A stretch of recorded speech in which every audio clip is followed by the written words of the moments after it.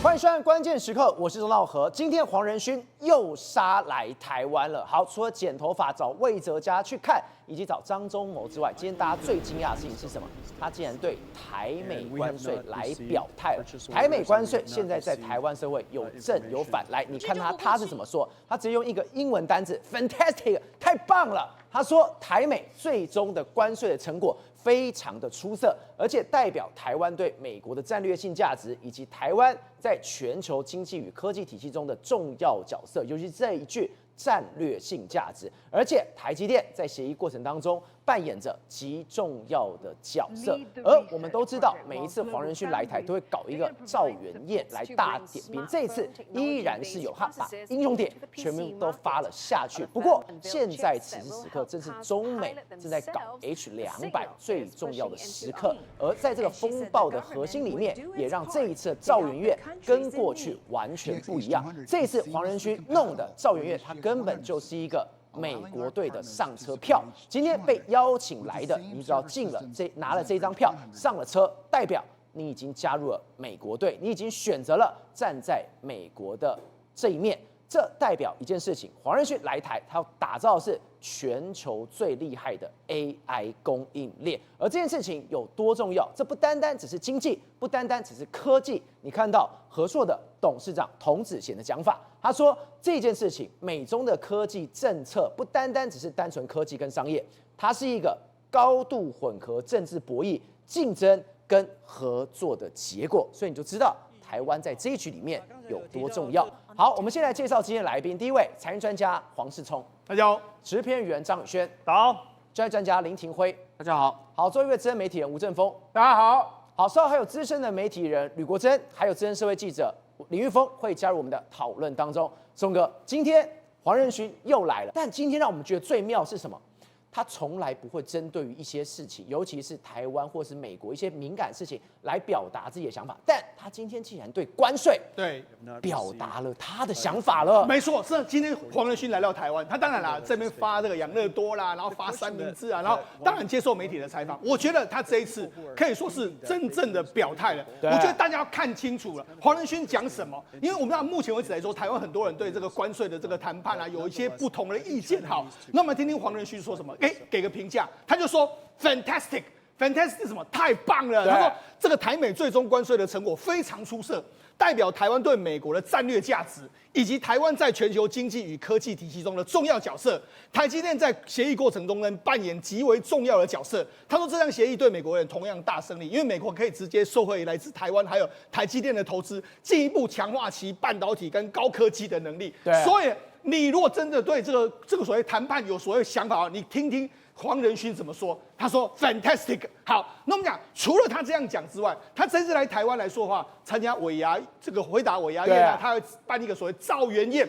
那现在我跟他讲，你知道现在很多大老板都已经在磨刀霍霍，我一定要收到那一张门票，很重要的赵元宴的门票，我就进去。这是历年最重要的门票。对，我如果挤进去来说的话，现在的今年的这个黄仁勋的 Vera Rubin 的平台，甚至下一个世代飞马平台，我才有办法挤进它的供应链啊。好，那我挤进供应链里面来说的话，那你挤进供应链有什么样一个含义存在？好。那我们不要由黄仁勋来说，我们由另外一位董事长童子贤说什么？他说了，美中科技的这个决策早已不是单纯的科技或是商业问题，他说而是高度混合政治博弈、竞争与合作的结果。对，他说呢，过去好好做产品、快乐做产品的时代已经过去了。从今天开始，石油、半导体到晶片都有可能成为国际政治竞争的工具。他讲得非常清楚，国际竞争工具是什么竞争？中美竞争嘛，对，所以呢，你只要能够参与这个供应链的这个赵元宴的话，你就是美国队的一员。你没有的话，你就不是嘛。好，所以我就讲这个告诉我们的，他们两个人能告诉我们什么事情？当然，我们台湾对于中国有不一样的想法，有些最近还有人说啊，这个一个什么亲人啊、恩人之说。但是国际政治不是什么亲人，不是恩人。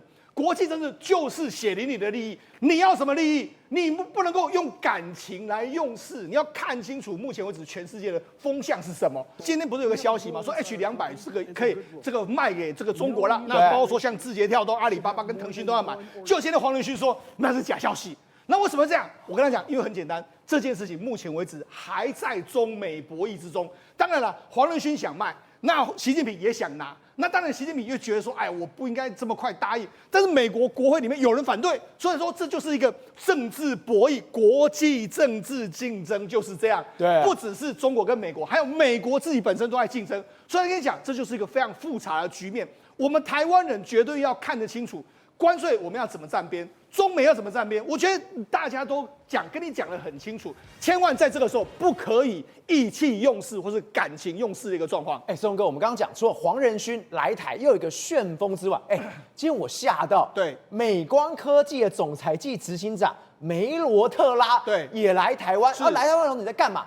杀到总统府去了。对，没错，我就今天在讲台湾定位到底有多重要。你看黄仁勋今天也来了，那这个美光科技的董事长的梅罗特拉也来了。好，那实际上很多你就最近看到很多大老板都来到台湾哈。那我想有一个非常有意思的，他见了他进到总统府去。对，你知道，事实上如果以这个外国科技老板进到总统府去，这是何其敏感啊！对，你在中国要不要做生意啊？但是他就去了。好，那为什么他去了呢？因为很简单，前一阵子美光目前为止来说话，它的这个第一任卖得太好。那前一阵子他不是这个收购我们台湾的力积电的这个铜锣厂18亿美金吗？然后他还说什么我要继续投资台湾，继续投资台湾，投资非常非常多台湾，所以他一定要来见我们赖清德总统。因为为什么？投资台湾你也要工厂，你要水电那些东西，你也要台湾政府愿意给你帮忙，所以他就进到我们总统府去见了这个赖清德总统。好，那我跟你讲，为什么美光非常值得大家注意呢？我跟大家讲一个比喻。很多人不是说，我们台积电到美国去投资啊，就是说掏空台湾，对不对？那我跟他讲，台积电到美国投资的总产能占不到它全部的产能的10%都不到。对。那我跟你讲，美光它才是真的在掏空美国。为什么这样讲？真的假的？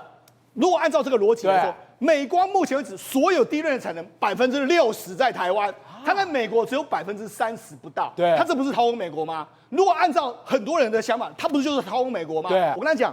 它目前为止在全世界的第一任里面来说，仅次于 SK 海力士，还有这个三星电子哈。它的市占率来说的话，约莫是第3，大概是25.7。然后 SK 海力士跟这个三星两个大概都是30多%。对，它现在要怎么办？它现在要联合台湾去攻这个韩国啊，联台打韩，联台抗韩。对，所以等于说他为什么要来台湾？这个非常重要的逻辑在这个地方嘛，尤其是你看。他这几年不是找了一个我们台积电的前董事长刘德英去加入这个美光吗？对。那加入美光，他的意思是什么？他意思就是这就是一个标标准准的台美联队的意思嘛。所以我跟你讲，你要看得清楚美国现在在做什么。美国现在就是要把你台湾当成是我一个非常重要的伙伴嘛。好，这样一个非常重要就是你要看得懂美国在做什么。好，那我们跟他讲这几天的时候呢，在台湾跟美国呢有一个叫做第6届的这个台美经济繁荣伙伴对话。对。那这里面来说话在华府举行。但在华府举行的时候呢，你看美国我们经济部长有出席，然后美国国务院来说的话是他们的经济事务的这个次长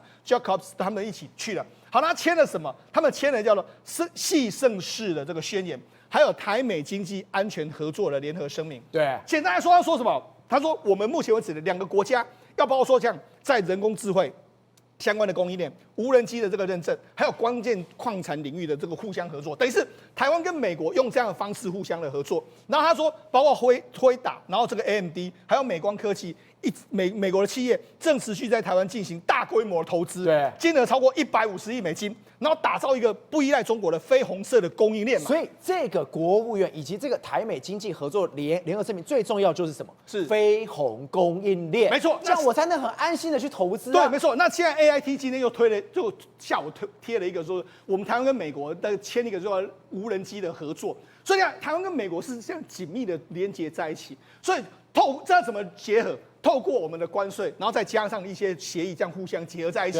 这样才能够把台湾的跟美国的经济能够融合在一起嘛。好，所以呢，你就知道说谁 keep up， 不是就是中国就 keep up 吗？你们也太紧密了。对呀，中国就什么？中国就要用什么？要用什么技术性的延迟？说你们这个所谓关税不能够过，然后如果这个要求说我们要赶快什么推什么向中国投资，不要去美国投资。虽然中国当然想方设法要改变国内的我们目前为止的政治氛围啦，还有我们的这个政策走向，但是你觉得这到底是对还是不对？当然就要由我们全民去想。但我觉得这就是一个国家的利益，你要摆在眼前的一个状况。对，好，另外一个。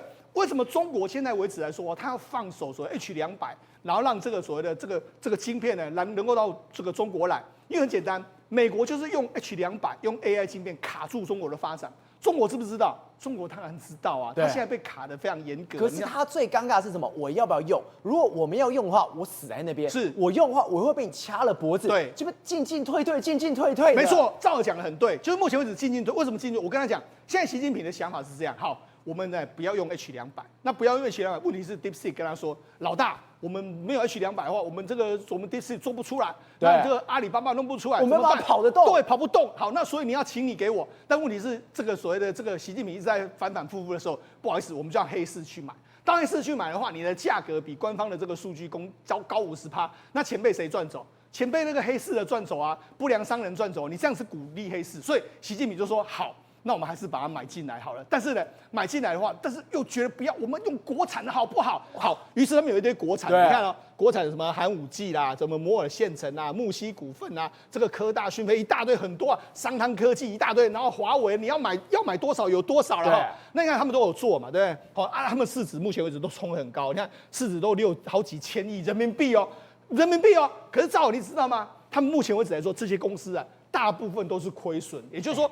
太可怕！前10名内有7名，就是我们刚刚全部框出来的，是通通都亏。对，没错，他们卖的越多，亏的越多。对，那问题是你能不能用，不知道。我用的话，又拖累我整个这个运作的这个状况，所以他现在根本没办法接受的一个情形。好，所以我跟大家讲，譬如说以寒武纪来说，寒武纪从2020年到2024年的时候呢，寒武纪连年亏损。他到2025年才开始有一点赚钱，赚钱的时候，他目前为止来说还没有办法把他的亏损抹平的一个状况，所以他现在其实还在亏损。好，摩尔县城也是一样，他去年也是亏损，那去年前3季也是亏损，所以亏，然后这个木西也是亏，去年前3季亏了5.27亿到7.63亿，就亏。所以你看，照我讲，中国现在是怎样，很不好，就是这样。我要用你的 H200，我才能够把我 AI 模型跑得出来。好，那跑不出来的话，不要用这个 H200，我们用中国。好，用中国的话，问题中国跑不出来之后，你这些做的越多，你也是亏钱啊。所以那怎么办？中国就变成是一个非常尴尬的局面，所以才说，所以真的最尴尬是什么？现在没有办法沉下去。是你看到中微半导体竟然说什么？各位。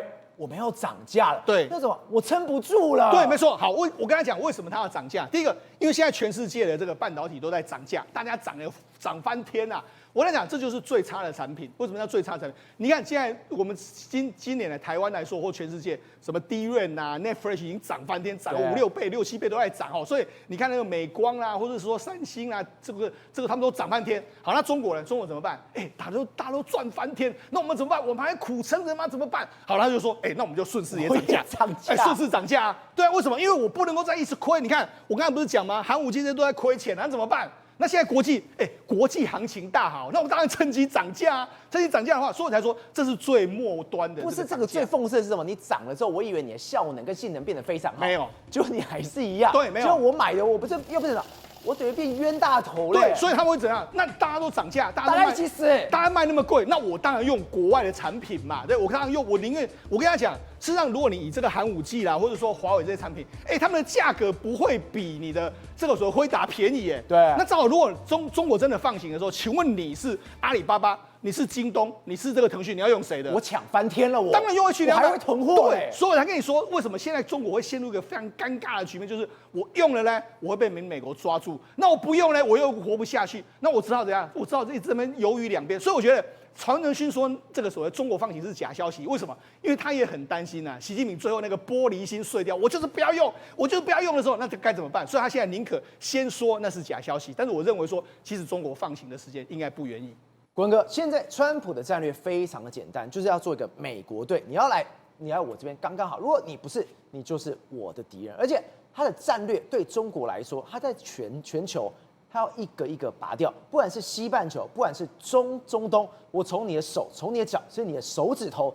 我都不会放过的。所以路透社竟然做了一个独家新闻，是什么？美国不是千里追凶吗？派了海豹突击队去抓了影子邮轮啊，苏菲亚号吗？结果现在竟然独家新闻是说，川普竟然把邮轮还给了委内瑞拉，做一个行动是，油好不容易追到了，我竟然把油交给你。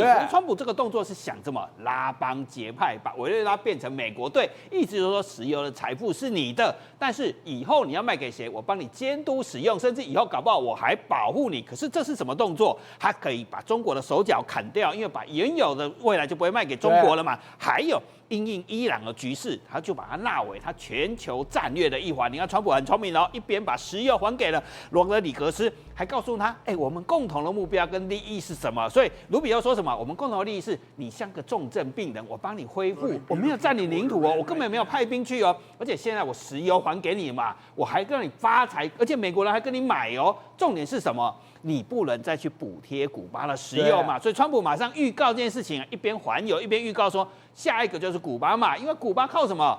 靠委内瑞拉补贴的石油嘛，你只要不卖给他，以后你想卖给谁？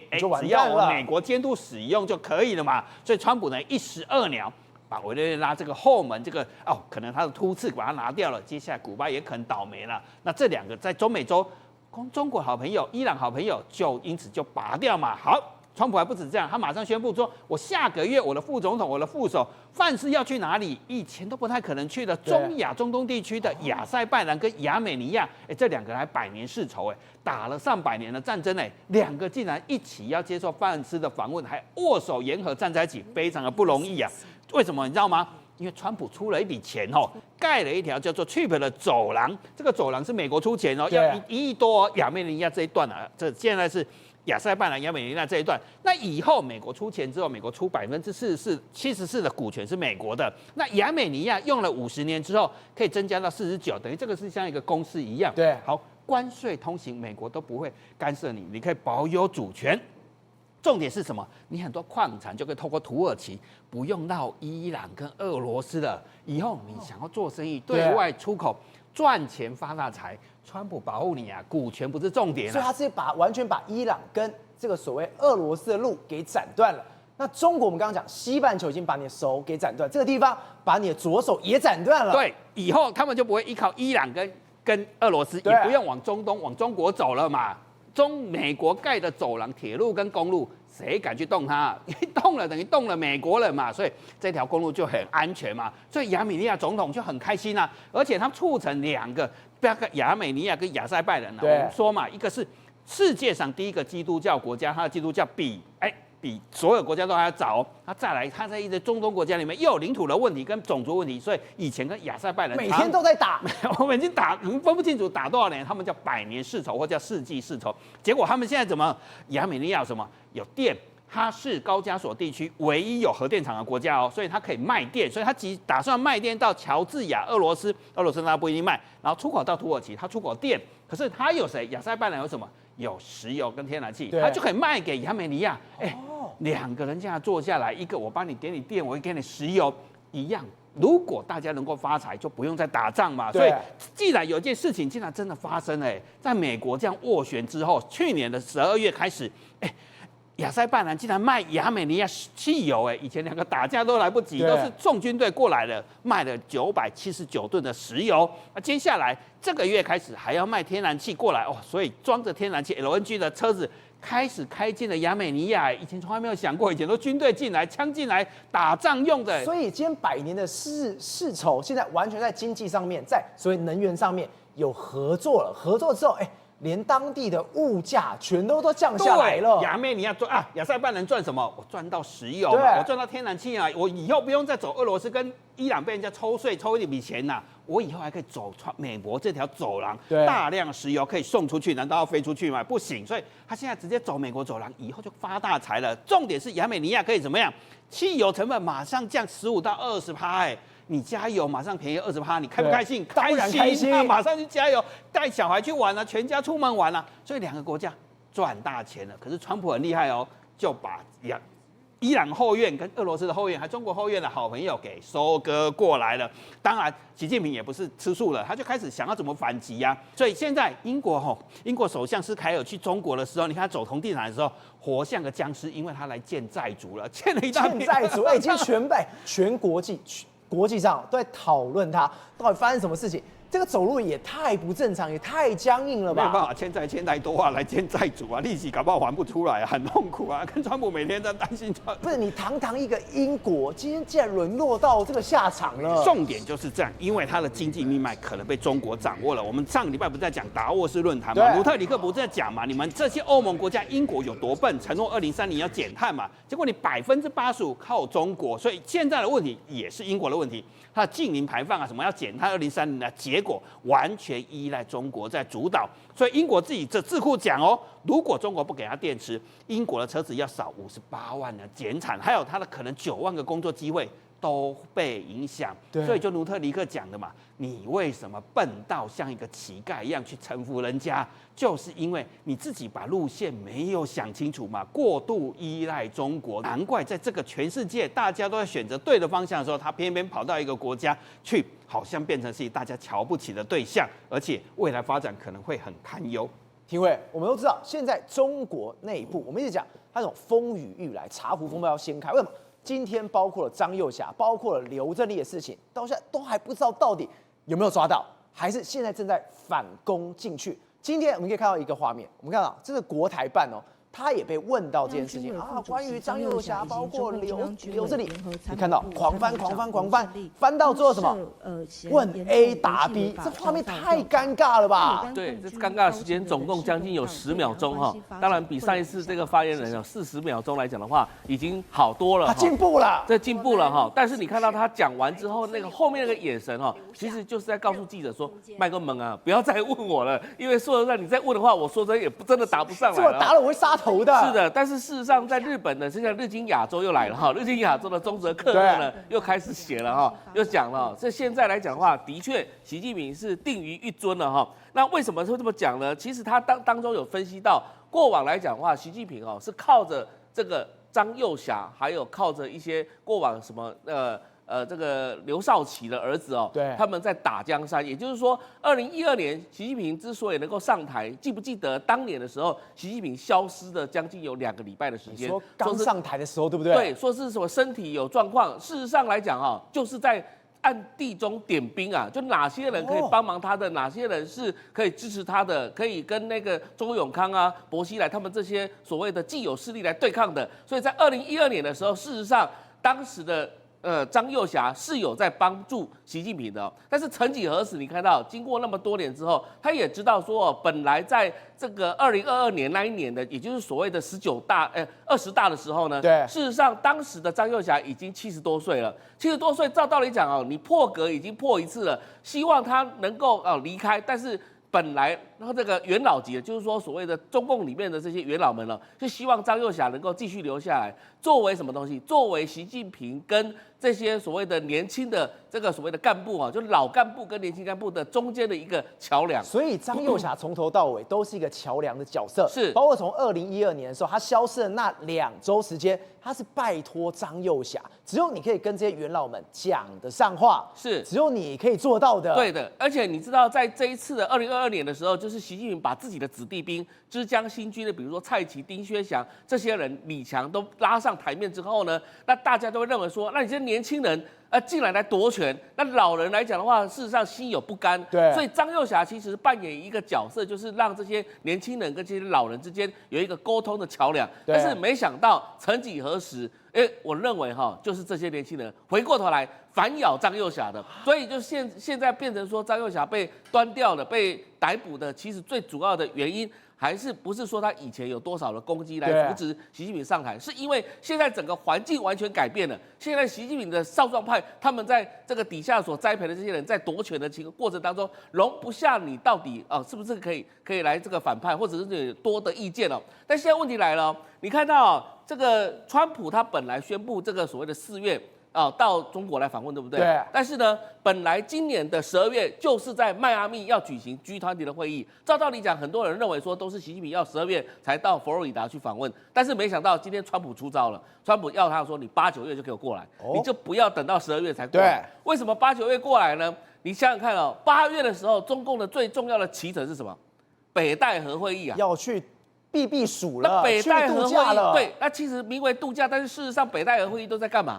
都在跟元老级的在说明我治国理念、治国的说法，不是吗？对。所以其实北戴河会议本来就是一个现任的领导者在跟过往的这些这个共产党的这些所谓的元老级的，能够有一个沟通的管道，再透过一个度假胜地来进行沟通管道。但是刚刚我们不是提到了吗？张幼霞不是作为这个少壮派的跟元老之间的一个沟通管道的桥梁断掉了，断掉的时候怎么办？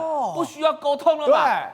元老不用管他们了，胡锦涛也好，朱镕基，听说朱镕基最近好像这个有一些状况啊，好像可能离世了，或者是像听说宋平也差不多，宋平100多岁了，也是中共的元老级的哈，这些老人啊，基本上来讲的话不用管了。因为这个桥梁也被我切断了，那干嘛？就是少壮派夺权了嘛。对啊，也就是说，如果你8月到美国访问的话，根本就不需要管到北戴河，说不定啊，川普就邀他到大卫营来度假也不一定啊。所以呢，这个整体来讲的话，也可以看得出来，美国做的情报工作其实还蛮精细的。对，最近我们看到美国不断的很多发言都是在陷害张幼霞，所以显然来讲的话，中共的内斗还没有结束。廷慧，所以你刚刚提到一个最关键的一件事，为什么川普要挑8到9月份，就是北戴河会议，就是他要跟元老去讲治国理念最重要的时候。如果这个时候发生什么事情，他可能不会出国，美国心里也有一个底了。这是什么？美国在探他的虚实的测试习近平的权力到底稳不稳固。因为现在目前看起来，大家看起来，习近平可能还镇得住北京，镇得住这个所谓的中央政府哦。对。但是是不是真的如此？真的要看他能不能出国。你会看到去年来讲，习近平1整年，包含金砖5国会议都没有去。对。显然现在我们知道答案了，都在处理张幼霞的事情吧。不然的话，如果内部如果叛变的话，他怎么镇得住呢？对，那随意出去的话，说不定就如同外面所讲的，张幼霞会不会叛变的问题哦。所以现在哦，去年大家终于了解到习近平这么少出国的原因就在哪里。而且你看到他到了釜山，到了韩国之后，也迅速的返回中国哈。而且韩国跟中国很近嘛，他还干嘛？他还换饭店过，对，怕都怕死了。是的，所以显然来讲的话，风声鹤唳啦。那现在习近平美国也在测试到底你的政权稳不稳定。但是呢，很多媒体都提到了，包含这中哲科也提到，习近平显然现在在这种肃杀的情况之下，在铲除异己或者铲除不稳定的状态之下，显然就是为了第4届的这个任期来做铺路。宏观取材，厘清真相，犀利精准，深入剖析，时刻掌握关键，新闻时事不漏接。老时段，新气象，我是钟浩和，关键时刻2.0，全新出击。